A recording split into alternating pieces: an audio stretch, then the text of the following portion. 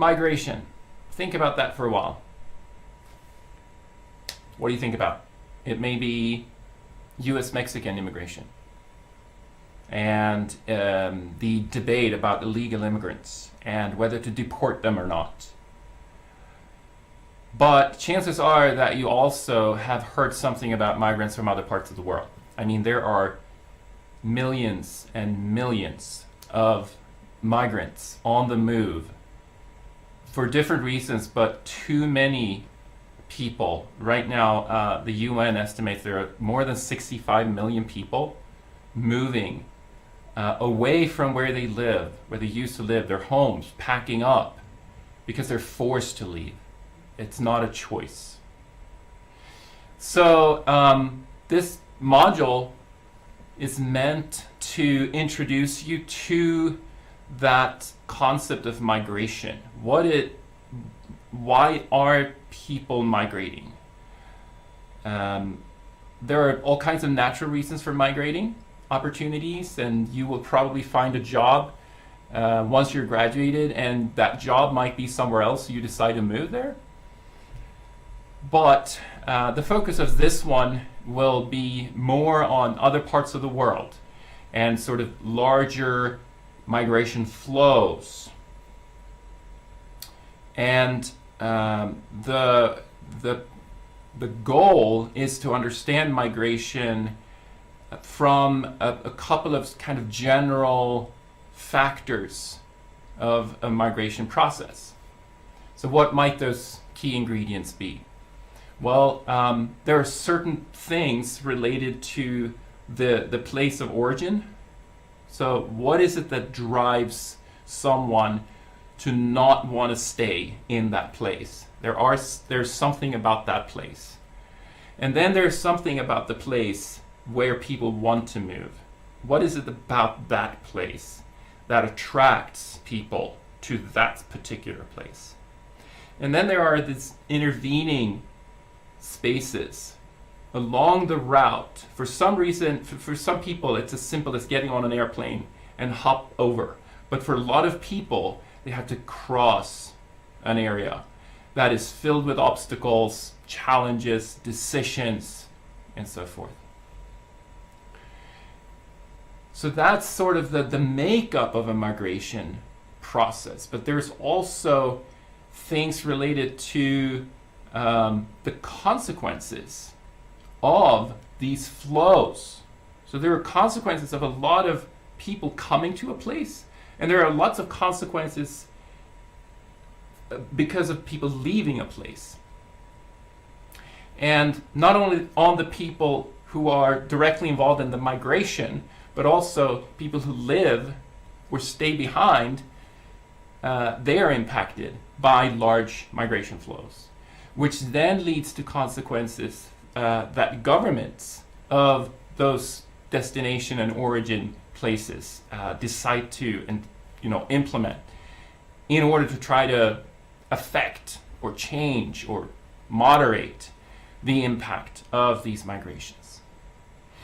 So those are kind of the generic terms we try to break migration flows down into in order to understand them and be able to compare and maybe learn and transpose examples and experiences from past migrations to current migrations, or from one place to another. So you're going to do this by engaging in a couple of really interesting documentaries. The first one is from last year, and it's a phenomenal documentary by Thomas Friedman, is one of the key persons in this, and they are looking into kind of two parallel stories here. There's one about the Western Africa nations and the people there migrating towards Europe. And then there's a separate story actually taking place in the US, but it's not about the Mexican-US situation. It's about Californian farmers. The whole context of that documentary is sort of wrapped in a question of climate change. Does climate change have anything to do with these migrations? You will then move and look at a situation that has been with us for a couple of years now, the war in Syria and the migration flows that have resulted out of that.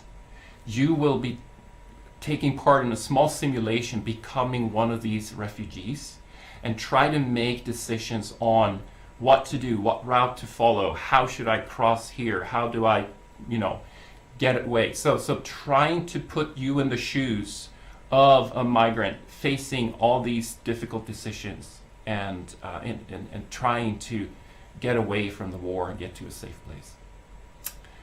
And the current event discussion then brings you to a third zone of huge migration. The currentness of this is immense because this was something that really triggered back in August in Myanmar, former Burma, or Myanmar, whatever you called it. Rohingya ethnic group called Rohingya has been on the move now for a couple of months, trying to get to Bangladesh primarily. And you will read up on that and then enter the discussion, having all these examples to compare and trying to kind of unpack them using the concepts that I talked about initially, the conditions in origin, destination, and also the conditions in the intervening spaces.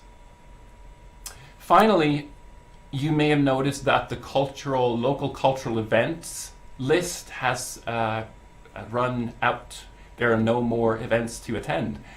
So you need to help us.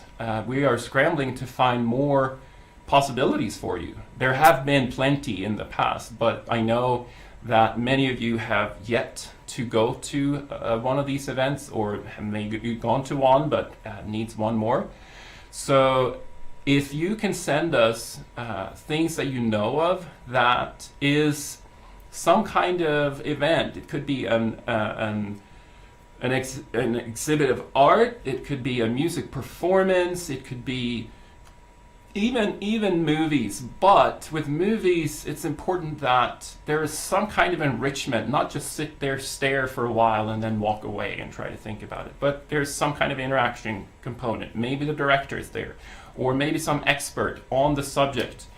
And certainly, movies need to be from a particular place out of the US, made by other people than US people, so that you get sort of a different perspective from another part of the world. That's the important thing. Again, it could be a dance performance, a local group, or some kind of festival. We've had that in the past. So just use your tentacles to see what you might find all around. And with that, I think this module is a little bit lighter than before. So hopefully the short week will actually be pleasant, not too much work. And we'll pick up again next week with a full-blown module starting Wednesday of next week. So hope you enjoy this and get a lot of interesting experiences about migration.